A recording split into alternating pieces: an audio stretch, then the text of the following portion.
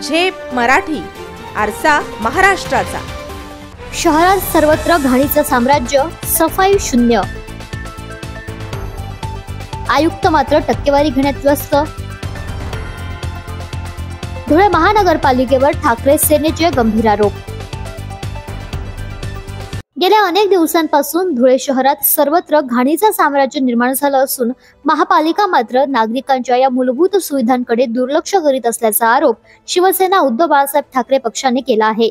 शहरातील कचऱ्याचा प्रश्न दिवसेंदिवस गंभीर होत चालला असतानाही मनपा प्रशासन याकडे गांभीर्याने पाहत नसल्याचा ठपका ठाकरे सेनेने ठेवलाय।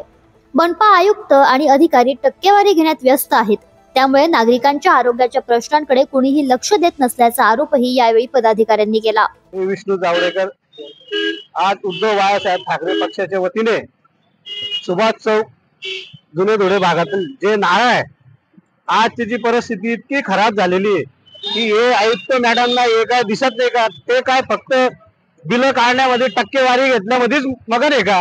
आज इथून चांगले चांगले अधिकारी लोक इथून वापरतात, पण कोणाला काय दिसत नाही का? हे साफसफाई नाही होत का?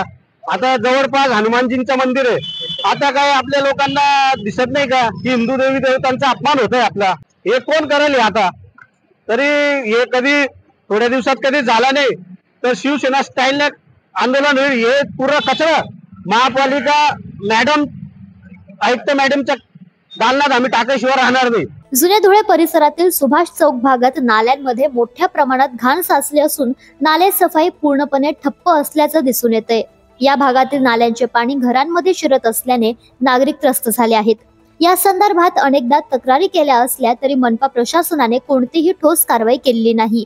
येत्या 2 दिवसात या कचऱ्याचा प्रश्न मार्गी लावला नाही तर नाल्यातील सर्व कचरा काढून आयुक्तांच्या दालनात टाकून शिवसेना स्टाईलने आंदोलन करण्यात येईल असा इशारा ठाकरे सेनेच्या वतीने यावेळी देण्यात आला।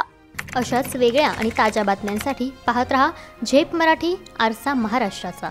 संपादक प्राध्यापक अनिल चव्हाण, धुळे।